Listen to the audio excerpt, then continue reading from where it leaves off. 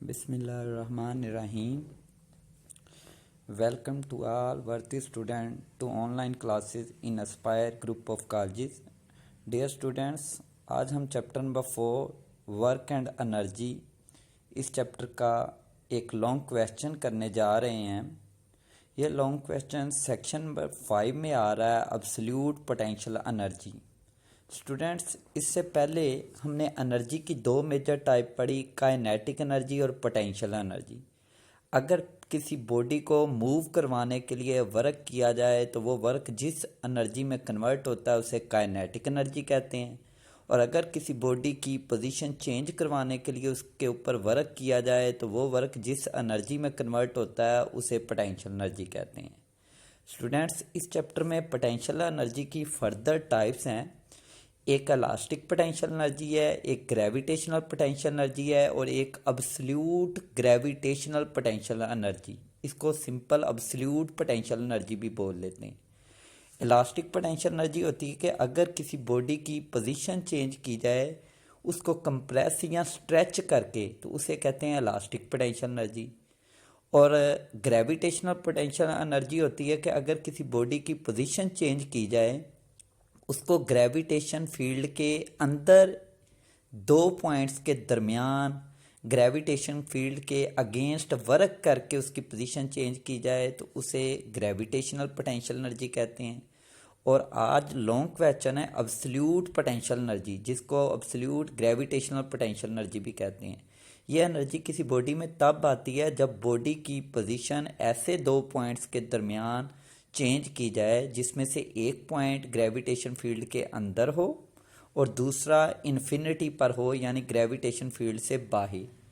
ऐसे दो पॉइंट्स के दरमियान ज़मीन की ग्रेविटेशन फोर्स की वजह से वर्क करते हुए जब बॉडी की पोजीशन चेंज की जाती है तो ये जो वर्क है ये अब्सोल्यूट पोटेंशियल एनर्जी में कन्वर्ट हो जाता है। एक बार फिर सुनिएगा, अब्सोल्यूट पोटेंशियल एनर्जी किसी बॉडी में तब आती है जब उसकी पोजीशन ऐसे दो पॉइंट्स के दरमियान ग्रेविटेशन फोर्स की वजह से वर्क करके चेंज की जाए, जिनमें से एक पॉइंट ग्रेविटेशन फील्ड के अंदर यानी जहाँ पे ग्रेविटेशन फोर्स लग रही हो और दूसरा पॉइंट इन्फिनिटी पर हो, मतलब ग्रेविटी फ्री रीजन में।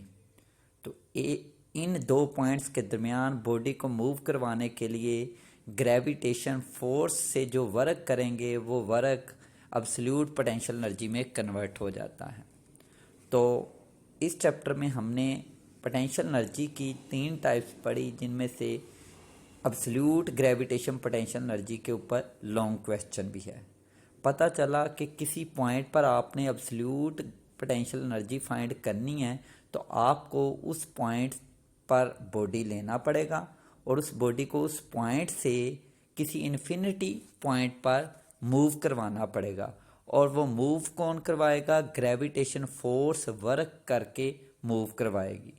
वो जो ग्रेविटेशन फोर्स वर्क करेगी, ये वर्क ही बेसिकली इस स्टार्टिंग पॉइंट का अब्सोल्यूट पोटेंशियल एनर्जी कहलाएगा। पता चला किसी पॉइंट के ऊपर किसी बॉडी के पास कितनी अब्सोल्यूट ग्रेविटेशन पोटेंशियल एनर्जी है ये बताना है तो हमें इस पॉइंट से इन्फिनिटी पॉइंट तक जो वर्क किया जाएगा वो फाइंड करना पड़ेगा। और याद रखिएगा वो वर्क ग्रेविटेशन फोर्स की वजह से होना चाहिए। टोटल वर्क निकाल लेंगे, ये जितना भी वर्क आएगा स्टार्टिंग पॉइंट से एंडिंग पॉइंट तक, स्टार्टिंग पॉइंट ग्रेविटी के अंदर होना चाहिए, एंडिंग पॉइंट इन्फिनिटी पर होना चाहिए। इन दो पॉइंट्स के दरमियान बॉडी को मूव करवाने के लिए जितना भी वर्क ग्रेविटी की फोर्स करेगी उसको अब्सोल्यूट ग्रेविटेशनल पोटेंशियल एनर्जी या सिंपल अब्सोल्यूट पोटेंशियल एनर्जी कह देते हैं, और इसको कैपिटल यू से शो करते हैं। क्लियर हो गया? इधर थोड़ा सा डिफरेंस भी है कि जो अकेला ग्रेविटेशनल पोटेंशियल एनर्जी होती है उसमें भी बॉडी को दो पॉइंट्स के दरमियान मूव करवाया जाता है। फ़र्क सिर्फ ये है कि उस केस में दोनों पॉइंट ग्रेविटेशन फील्ड के अंदर होंगे, और दूसरा ये कि उन दो पॉइंटों के दरमियान जो वर्क करवाया जाता है वो ग्रेविटेशन फोर्स से नहीं बल्कि जो हम खुद अप्लाई करेंगे फोर्स उसकी वजह से वर्क होगा। ग्रेविटी की फोर्स के अगेंस्ट होगा। ये याद रखिएगा, दोनों में फ़र्क। ग्रेविटेशन पोटेंशियल एनर्जी तब आती है जब बॉडी को दो पॉइंट्स के दरमियान हम खुद मूव करवाएं जो दोनों के दोनों ग्रेविटेशन फील्ड के अंदर हों, और ये जो वर्क हम करवाएंगे अप्लाइड फोर्स करके, ये ग्रेविटी के अगेंस्ट वर्क करेंगे। तो स्टूडेंट, अब्सोल्यूट पोटेंशियल एनर्जी जैसे कि मैंने सारा बताया उसके मुताबिक की डेफिनेशन लिखी। The absolute potential energy of an object at certain point is equal to the work done by gravitation force in displacing the object from that position to the infinity where force of gravity becomes zero। मतलब इस starting point से infinity point तक body को gravitation force की वजह से displace करवाने के लिए जो वर्क किया जाता है वो इस स्टार्टिंग पॉइंट पर बॉडी की अब्सोल्यूट पोटेंशियल एनर्जी कहलाती है। डेफिनेशन लिखने के बाद अब इसका फार्मूला ड्राइव करेंगे कि अब्सोल्यूट पोटेंशियल एनर्जी का फार्मूला होता क्या है। तो स्टूडेंट्स याद रखिएगा, इसके लिए आपको 2 पॉइंट रिक्वायर्ड है। सबसे पहले कोई 2 पॉइंट ए और बी है। सेकंड याद रखिएगा, इनमें से एक पॉइंट ग्रेविटेशन फील्ड के अंदर होना चाहिए, यानी स्टार्टिंग पॉइंट जहाँ से आपने बॉडी को मूव करवाना शुरू करना है, मतलब जिस पॉइंट के ऊपर आपने अब्सोल्यूट पोटेंशियल एनर्जी बतानी है। और दूसरा पॉइंट बी वो इन्फिनिटी पर होना चाहिए, यानी जहाँ तक आपने बॉडी को मूव करवा के लेकर जाना है, और ये इन्फिनिटी पॉइंट पर होना चाहिए, मतलब जहाँ पे ग्रेविटेशन फोर्स का इफेक्ट निग्लिजिबल मतलब ख़त्म हो जाए। अब्सोल्यूट ग्रेविटेशन पोटेंशियल एनर्जी को कैपिटल यू से शो करते हैं। तो हमने एग्जाम्पल में डेरिवेशन करने के लिए 2 पॉइंट ले लिए ए और बी। ए स्टार्टिंग पर है ग्रेविटेशन फील्ड के अंदर, ज़मीन की सतह के ऊपर हो सकता है, ज़मीन की सतह से थोड़ा सा बुलंदी पर भी हो सकता है, लेकिन कंफर्म बात है कि ये ए पॉइंट ऐसी जगह पर होगा जहाँ पे ग्रेविटेशन फोर्स लग रही है, और बी पॉइंट इन्फिनिटी पर लेंगे जहाँ पर ग्रेविटेशन फोर्स ख़त्म हो जाएगी। इसका मतलब ए से बॉडी मूव करना शुरू करेगा, और याद रखिएगा ये मूव हमने अपनी अप्लाई फोर्स लगा के नहीं करवाना, बल्कि ये देखना है कि ए से बी तक मूव करवाने के लिए ग्रेविटेशन फोर्स क्या रोल किरदार अदा कर रही है। मतलब ए से बी तक जब बॉडी मूव करेगा तो वो मूव तो हमारी फोर्स की वजह से कर रहा होगा, लेकिन एट द सेम टाइम हमने देखना है कि ए से बी तक ग्रेविटेशन फोर्स की वजह से बॉडी जब मूव करेगा तो कितना वर्क किया जा रहा होगा, यानी हमने जो वर्क निकालना है ए से बी तक वो ग्रेविटेशन फोर्स की वजह से निकालना है। तो इधर एक इम्पोर्टेंट चीज़ कि ए से बी तक जब हम बॉडी को मूव करवा रहे हैं और मूव भी ग्रेविटेशन फोर्स की वजह से करवाना है, तो एक इशू आएगा कि ए से बी तक यानी बुलंदी की तरफ जा रहे हैं, ग्रेविटेशन फोर्स कम होती जाएगी, एक स्टेज आएगी कि ये कम ख़त्म हो जाएगी। तो पता चला ए से बी तक जब मूव करवाना है तो ग्रेविटेशन फोर्स कांस्टेंट नहीं रह रही, चेंज होती जा रही है। तो ये डायग्राम में आपके सामने दिखाया है कि ये अर्थ है, उसका सेंटर ओ है, ज़मीन की बुलंदी, ज़मीन की सतह से कुछ ऊपर हमने पॉइंट ए लिया हुआ है। ये पॉइंट ए ग्रेविटेशन फील्ड के अंदर ही है। इस ए पॉइंट से मैंने बॉडी को मूव करवाना है, बी तक ले जाना है, बी इन्फिनिटी पर है। ए से बी तक जब मूव करवाते हैं तो हमने देखना ग्रेविटेशन फोर्स ने कितना वर्क किया। तो इसमें एक इशू ये आ रहा है कि ए से बी तक जाते जाते ग्रेविटेशन फोर्स चेंज होती जा रही, मतलब कम होती जा रही, जबकि वर्क के लिए जो फार्मूला लगाते हैं F.D, ये तब लगाते हैं जब फोर्स क्या हो, कांस्टेंट। तो अब इधर इशू ये आ रहा है कि फोर्स ग्रेविटेशन फोर्स है और वो सेम नहीं रह रही। तो हमने पीछे एक शॉर्ट क्वेश्चन किया था कि अगर फोर्स वेरिएबल हो तो फिर कैसे वर्क निकालते हैं। तो तरीका ये पड़ा था कि फिर वो पूरा जो पाथ होता है जहाँ तक आपने वर्क करना है, उस पाथ को छोटे छोटे इंटरवल में डिवाइड कर लेते हैं। तो इधर भी आप देख रहे हैं ए से बी तक हमने पूरे पाथ को छोटे छोटे पार्ट्स में डिवाइड कर लिया। वो पहला पार्ट 1 से 2 तक है, फिर 2 से 3, 3 से 4, 4 से 5, सो ऑन ऐसे चलता जा रहा है। आखिरी जो पार्ट है वो है n-1 से n तक। अब इस हर एक पार्ट के अंदर फोर्स क्या रह रही, सेम, और वो फोर्स कौन सी लेनी है, ग्रेविटेशन फोर्स। वो फोर्स सेम रह रही है हर एक छोटे इंटरवल में। तो इसका मतलब हम हर पार्ट का अलग अलग वर्क निकाल लेंगे F.D वाला फार्मूला लगा के। जब सारे पार्ट्स का वर्क आ जाएगा तो हम सबको ऐड कर देंगे, टोटल वर्क आ जाएगा A से B तक, और यही मेरा क्या होगा, एब्सोल्यूट पोटेंशियल एनर्जी। वर्क निकालने से पहले ये देख लेते हैं कि ए पॉइंट 1 पर है और इसका ज़मीन के सेंटर से जो फासला उसे R1 से शो किया है। पॉइंट 2 का फासला ज़मीन के सेंटर से R2 से शो किया है, और 1 और 2 का दरमियानी फासला वो डेल आर से, और डेल आर इक्वल होता है R2 माइनस R1। मतलब R2 बड़ा डिस्टेंस है पॉइंट 2 का और R1 थोड़ा सा छोटा है। R2 में से R1 निकाल दें तो बाकी क्या रह जाएगा, डेल आर, मतलब 1 और 2 का दरमियानी फासला। 3 डिस्टेंस ये R1 R2 डेल आर, और एक और डिस्टेंस दिखाया R। ये 1 और 2 का जो मिड होगा, मिडल पॉइंट, उसका ज़मीन के सेंटर से फासला है R। डियर स्टूडेंट, ये 4 डिस्टेंस आगे यूज़ होने हैं, इसलिए इधर ये शो किए गए। हमारा असल काम याद रखना है, हमने A से B तक टोटल वर्क निकालना है जो ग्रेविटेशन फोर्स करेगी। ये टोटल वर्क जो है A से B तक जो कि ग्रेविटेशन फोर्स करेगी, यही वर्क हमारा एब्सोल्यूट पोटेंशियल एनर्जी होगी A पॉइंट की। अब ये टोटल वर्क निकालने के लिए हम ये टोटल वर्क इकट्ठा नहीं निकाल सकते क्योंकि फोर्स चेंज होती जा रही। हम ये वर्क पार्ट्स में निकाल लेंगे। पहले 1 से 2 तक निकालेंगे वर्क, 2 से 3, सारे वर्क ऐड कर देंगे, टोटल वर्क आ जाएगा जो कि ग्रेविटेशन फोर्स बॉडी को A से B तक ले जाने के लिए करेगी, और यही वर्क मेरा एब्सोल्यूट पोटेंशियल एनर्जी होगी A पॉइंट पर बॉडी के पास।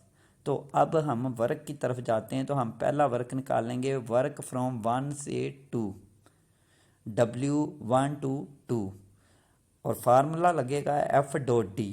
अब इधर आप क्लियर देखोगे F.D फार्मूला जो बेसिक वर्क है वो लगा रहे हैं, इसलिए लगा रहे हैं क्योंकि 1 से 2 के दरमियान ग्रेविटेशन फोर्स सेम रहेगी, क्योंकि ये इंटरवल बड़ा छोटा लिया है। थोड़े से फासले के अंदर ग्रेविटेशन फोर्स के अंदर चेंज इतना ज़्यादा नहीं आता, निगलिजिबल चेंज होता है, इसलिए उसे कांस्टेंट कंसीडर कर लेते हैं।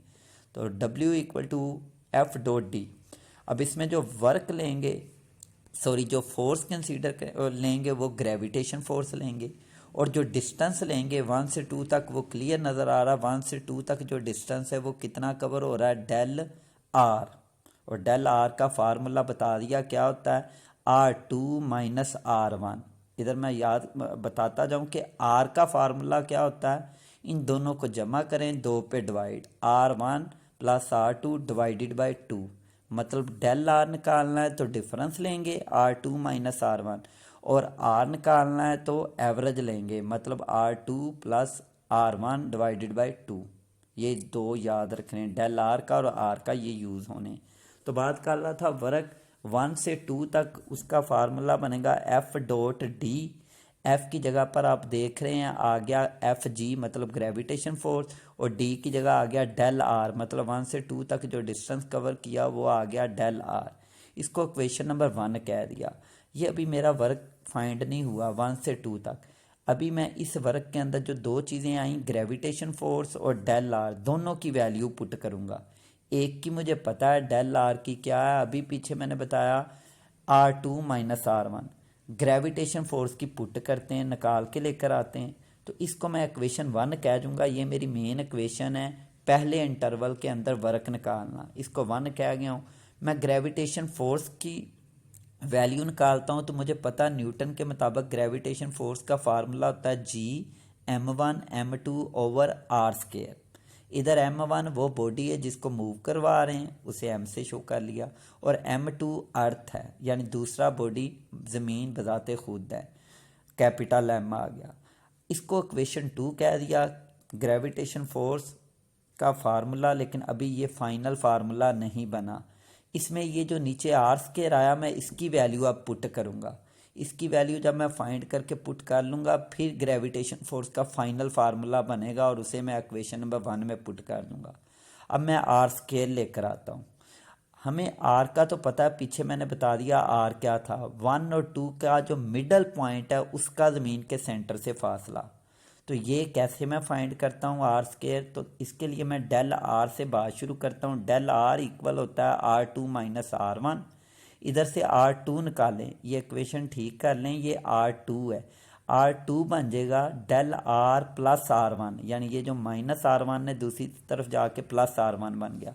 तो ये आर टू का फार्मूला, ये आर स्केयर लिखा गया, ये आर टू है। आर टू इक्वल है del R plus R one. मैं आर टू क्यों फाइंड कर रहा हूँ, ये मुझे आगे रिक्वायर्ड है, तो मैंने ये आर टू निकाल लिया। लेकिन मुझे तो ग्रेविटेशन फोर्स के फार्मूले के लिए आर स्केयर चाहिए, तो उसकी तरफ जाता हूँ। नीचे मैं लिखता हूँ आर का फार्मूला। मैंने बताया था कि डेल आर का होता है R two minus R one, और आर का होता है R one plus R two over two, यानी एवरेज लिया जाता है। अब r equal to R one plus R two over two, इसके अंदर ये जो R2 है इसकी अभी ऊपर जो वैल्यू निकाली वो पुट कर दूंगा। तो मैंने वैल्यू पुट की, R इक्वल है R1 plus del R plus R1 over two. ये जो ऊपर वैल्यू जो R स्केयर नज़र आ रहा है, ये R स्केयर नहीं R2 है। R2 equal to del R plus R1, ये इधर मैंने इस फार्मूले में पुट कर दिया। R equal to R1 plus del R plus R1 over two. तो इसको जब मैं आगे देखूंगा तो R1 प्लस R1 ये बन जाएगा 2R1 plus del R over two. तो देखिएगा 2R1 plus del R over two, ये 2 डिवाइड हो रहा है नीचे सारे के, और दो रकमें ऐड हो रही हैं। कभी भी ऐड हो रही हो या माइनस हो रही हो, नीचे इकट्ठा डिवाइड हो रहा हो तो उसे अलग लिखा जा सकता है। 2R1 over two plus del R over two, 2 से 2 कट गया, रह गया R1 plus del R over two. अब मुझे आर नहीं चाहिए, ये आर निकला, मुझे आर स्केयर चाहिए, तो मैंने स्केयर ले लिया दोनों तरफ। R square equal to R1 plus del R over two whole का स्केयर। अगले स्टेप में मैंने ए जमा बी का स्केयर वाले फार्मूले से इसको ओपन कर लिया। R1 का स्केयर मतलब पहली रकम का स्केयर, प्लस 2 फार्मूले का, R1 मतलब पहली रकम, डेल आर ओवर टू मतलब दूसरी रकम, प्लस दूसरी रकम का स्केयर यानी डेल आर ओवर टू का स्केयर। अब नीचे क्या जी, 2 से 2 कट गया, आखिरी टर्म है डेल आर ओवर टू का स्केयर। इसमें ये जो डेल आर है ये बहुत छोटा डिस्टेंस है, ये आपको पता 1 और 2 के दरमियान वाला फासला है, और जबकि R1 था 0.1 का ज़मीन के सेंटर से फासला, ये अच्छा खासा बड़ा डिस्टेंस है। तो कहता है डेल आर इतना छोटा है कि इसको इग्नोर ही कर देते हैं, ज़ीरो कंसीडर कर लेते हैं। तो पता चला कि ऊपर वाले आर स्केयर के फार्मूले में आखिरी term del R over two whole का स्केयर ये ख़त्म ही हो गई। एक तो डेल आर था बहुत छोटा, ऊपर से डिवाइड भी कर रहे हैं, डिवीजन से और छोटी हो जाती रकम, वो ख़त्म ही हो गई। बाकी रकम बच गई are square equal to R1 का square plus R1 del R. Del R की इसमें वैल्यू पुट करता हूँ तो बन गया are square equal to R1 का स्केयर प्लस R1, साथ डेल आर की जगह वैल्यू पुट कर दी R2 माइनस R1। अगले स्टेप में जी ये बाहर वाले R1 को अंदर मल्टीप्लाई कर रहा हूँ, R1 का स्केयर प्लस R1 अंदर था R2, ये फिर R स्केयर लिखा गया, R1 into R2 minus R1 का स्केयर। एक R1 शुरू पर है R1 का स्केयर, एक एंड पर है R1 का स्केयर, ये आपस में कट गए, पीछे रह गया R1 R2। ये बार बार गलती हो रही, मिस्टेक हो रही, ये R2 है। R का स्केयर बराबर है R1 R2। ये वैल्यू अब जाके मैं ग्रेविटेशन फोर्स के फार्मूला में पुट करता हूँ, बन गया GMM ओवर R स्केयर था, बन जाएगा GMM ओवर R1 R2। ये ग्रेविटेशन फोर्स की वैल्यू मैं इक्वेशन 1 में यानी वर्क वाले में पुट करता हूँ, वो था वर्क 1 से 2 तक बराबर था minus gravitation force into del R. अब बन गया माइनस ग्रेविटेशन फोर्स की जगह आ गया GMM over R1 R2 into del R. तो इस तरह पहले इंटरवल का वर्क यानी 1 से 2 तक वो मेरे पास आ गया minus GMM over R1 R2, del R की भी वैल्यू पुट कर दी R2 माइनस R1। अब जी ये जो नीचे R1 R2 है ये ब्रैकेटों के अंदर जो रकमें हैं उनके नीचे भी है, तो हम किसी एक के नीचे लिख लेते हैं। मैंने अंदर वाली रकमों के नीचे लिख लिया, बाहर GMM अंदर मल्टीप्लाई हो रहा था R2 माइनस R1 के। जब मल्टीप्लाई हो रही हों तो फिर आप अलग अलग बटे वाली रकम को नहीं लिख सकते, फिर किसी एक के नीचे लिखेंगे। और अगर जमा या तफरीक हो रही हों तो फिर अलग अलग लिख सकते हैं। तो ये GMM अंदर ब्रैकेटों वाली रकमों से मल्टीप्लाई हो रहा था, तो मैंने इनके नीचे जो R1 R2 था वो इनकी बजाय अंदर वाली रकमों के नीचे लिख लिया R1 R2। क्यों ऐसा किया? क्योंकि कट जाएगा। जब अंदर लेकर गया R1 R2 तो अब इनके ऊपर जो रकम है वो माइनस हो रही है R2 माइनस R1। अब इसको दोनों के नीचे अलग अलग लिख सकता हूँ। प्लस या माइनस हो तो अलग अलग लिख सकते हैं, मल्टीप्लाई हो तो फिर किसी एक के नीचे लिखना होता है। तो बन गया माइनस GMM इंटू 1/, ये बन गया था R1 over R1 R2 minus R2 over R1 R2। पहली टर्म में R2 कट गया, ऊपर R2 था नीचे R2 कट गया, बाकी रह गया 1 ओवर R1। अगली टर्म में R1 कट गया तो रह गया 1 ओवर R2। ये आ गया मेरे पास वर्क 1 से 2 तक, जो कि बना minus G capital M small m into 1 over R1 minus R2। कहता अब ये एक हिस्से का वर्क निकला, बाकी का 2 से 3 वाले इंटरवल का, 3 से 4 वाले का, इन सारों का निकालना। तो उनके लिए हमें दोबारा से इतनी स्ट्रगल नहीं करनी पड़ेगी जितनी पहले इंटरवल के लिए की। कहता उनका इधर से ही देख लेंगे। कहता एक सीक्वेंस नज़र आ रहा है, 1 से 2 तक जब वर्क निकाला तो माइनस GMM आया, और आगे जो डिस्टेंस है 1 से शुरू किया तो 1 का डिस्टेंस आ गया 1 ओवर R1 का मतलब पहले पॉइंट का डिस्टेंस। और कहाँ तक जाना है 2 तक, तो माइनस के बाद आ गया 1 ओवर R2 दूसरे पॉइंट का डिस्टेंस। यानी जहाँ से शुरू करना उस पॉइंट का डिस्टेंस पहले, जहाँ पर एंड करना उसका बाद में। अब वर्क निकालना 2 से 3 तक, तो उसी तरीके से माइनस GMM शुरू पर 2 से शुरू करना है, तो 2 वाले पॉइंट का डिस्टेंस वो मुझे पता है R2 होगा, तो लिख दिया 1 ओवर R2। कहाँ तक जाना है 3 तक, माइनस 1 ओवर R3। इसी तरह वर्क 3 से 4 तक शुरू पर उसी तरह लिख दिया माइनस GMM, और 3 से 4 तक पहले आएगा 3 का डिस्टेंस 1 ओवर R3, 4 तक जाना है 1 ओवर R4। यानी जहाँ तक जाना उसका डिस्टेंस बाद में, जहाँ से शुरू करना वो डिस्टेंस पहले। आखिरी इंटरवल बनेगा n-1 से n तक, तो बन जाएगा minus GMM n-1 point, n-1 का डिस्टेंस पहले यानी 1 ओवर R n-1, और n का डिस्टेंस बाद में माइनस 1 ओवर RN। n उस पॉइंट का नाम है जो आखिरी है, उसका डिस्टेंस क्या कहलाएगा RN, तो वो बाद। अब जी टोटल वर्क निकालना है, तो इन सारे वर्क को ऐड कर दिया W1 से 2 तक, फिर W2 से 3 तक, ये मैंने आगे उनकी वैल्यू भी पुट कर दी। Minus GMM 1 over R1 minus 1 over R2 plus ब्रैकेटों में डाल के लिखता जा रहा हूँ। मैंने 2 टर्म की लिख के आगे सोन लिख दिया और आखिरी टर्म की ले गया। इसमें सारी रकमें आपस में जब मैं ब्रैकेटें ओपन करूँगा तो कैंसिल हो जाएंगी, सिर्फ पहली रकम बचेगी और आखिर वाली। तो आप देख रहे हो वर्क टोटल वर्क से क्या मुराद, पॉइंट 1 से लेकर n तक। तो इसका फार्मूला क्या बन जाएगा, इन ब्रैकेटों को खोलूंगा, माइनस GMM 1 ओवर R1। क्यों पहले 1 ओवर R1 आया, क्योंकि अब मैंने कहाँ से मूव करना है, पहले पॉइंट से n पॉइंट तक, तो आ जाएगा 1 over R1 minus 1 over RN। अब मुझे पता है ये जो n पॉइंट है जहाँ पे B है ये इन्फिनिटी पर है, तो इसका मतलब 1 ओवर RN यानी n पॉइंट का ज़मीन के सेंटर से जो फासला होगा वो क्या होगा, इन्फिनिटी। तो 1 ओवर RN की जगह पुट कर दिया इन्फिनिटी, बन गया W total equal to minus GMM into 1 over R1 minus 1 over infinity. 1 over infinity होता है 0, याद रखिएगा। तो पीछे मेरे पास रह गया formula minus GMM over R1। ये मेरे पास है वर्क पॉइंट 1 से पॉइंट n तक, मतलब A से B तक, और B पॉइंट इन्फिनिटी पर है, उसका फार्मूला।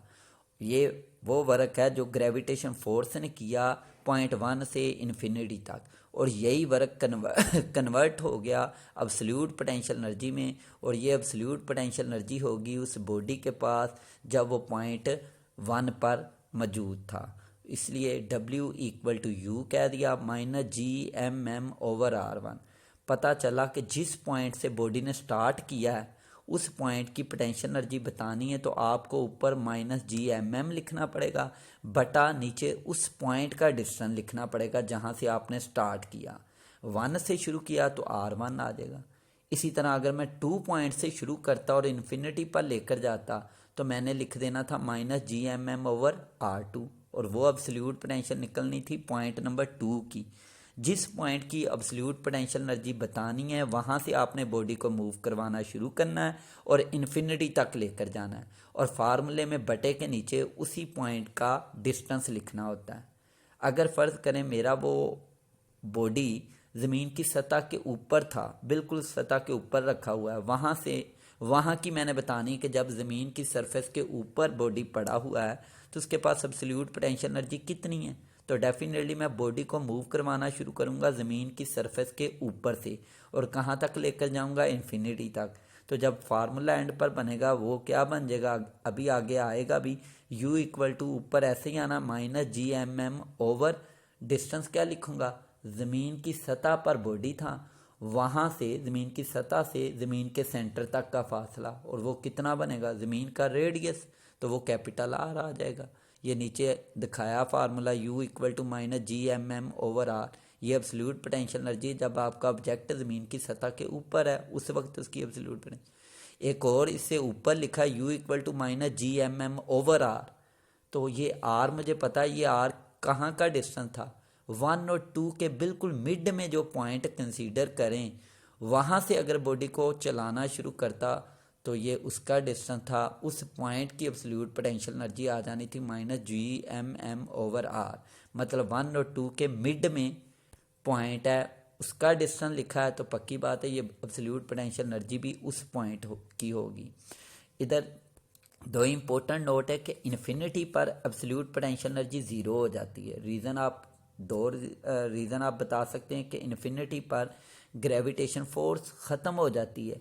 इसका मतलब इन्फिनिटी पर आप अब्सोल्यूट पोटेंशियल एनर्जी बता ही नहीं सकते, क्योंकि अब्सोल्यूट पोटेंशियल एनर्जी आप बताने के लिए बॉडी को ऐसे 2 पॉइंटों के दरमियान मूव करवाना है जिनमें से एक फील्ड के अंदर हो, एक इन्फिनिटी पर।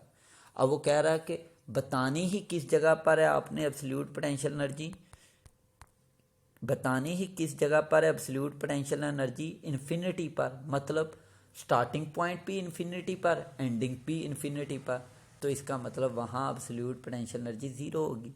दूसरा उसने कहा जी ज़मीन की सतह के ऊपर भी एब्सोल्यूट पोटेंशियल एनर्जी ज़ीरो ली जाती है। ज़मीन की सतह के ऊपर बॉडी की एब्सोल्यूट पोटेंशियल एनर्जी, उसका फार्मूला ये अभी ऊपर बताया, U = -GMM/R। इधर बतानी तो पक्की बात है, आपको ज़मीन की सतह से बॉडी को मूव करवाना शुरू करना पड़ेगा और इन्फिनिटी पर ले जाना पड़ेगा और फार्मूला बन जाएगा -GMM/R। वैल्यू पुट करोगे सारी कैपिटल G की, ज़मीन के मास की, बॉडी के मास की, ज़मीन का रेडियस, तो ये ज़ीरो ही बन जाएगा। और वैसे भी बाय कन्वेंशन ये ज़मीन की सतह के ऊपर absolute potential energy zero consider की गई, ये रेफरेंस के तौर पर ली गई है। दूसरा जी इधर क्लियर नज़र आ रहा है कि जब हम जनरल पोटेंशियल एनर्जी लेते हैं तो जैसे जैसे बॉडी ऊपर जाता है, जनरल पोटेंशियल एनर्जी का फार्मूला था पोटेंशियल एनर्जी = mgh। जैसे जैसे ज़मीन से बुलंदी बढ़ती है पोटेंशियल एनर्जी बढ़ती जाती है। एब्सोल्यूट पोटेंशियल एनर्जी भी याद रखना बढ़ती जाती है। वो कैसे, जैसे जैसे ज़मीन से बुलंदी पर जाते हैं तो नीचे बटे के नीचे जो R आएगा इसकी वैल्यू क्या होती जाएगी, ज़्यादा। बटे के नीचे जब वैल्यू ज़्यादा होती जाए जवाब क्या आता है, छोटा। तो ये बटे के नीचे जब R की वैल्यू बढ़ाते जाएंगे तो आंसर आएगा स्मॉल, लेकिन साथ आ रहा नेगेटिव। नेगेटिव में वैल्यू स्मॉल आए तो इसका मतलब होता है ग्रेटर, तो इसका मतलब एब्सोल्यूट पोटेंशियल एनर्जी बढ़ती जाएगी। मतलब ज़मीन की सतह से जितनी बुलंदी पर कोई पॉइंट होगा उस पॉइंट की एब्सोल्यूट पोटेंशियल एनर्जी उतनी क्या होगी, ज़्यादा होगी। ग्रेविटी फ्री सिस्टम से थोड़ा सा पहले, मतलब जब ग्रेविटेशन फील्ड ज़ीरो होने लगी उससे थोड़ा सा अंदर जो पॉइंट होगा वहाँ एब्सोल्यूट पोटेंशियल एनर्जी क्या होगी,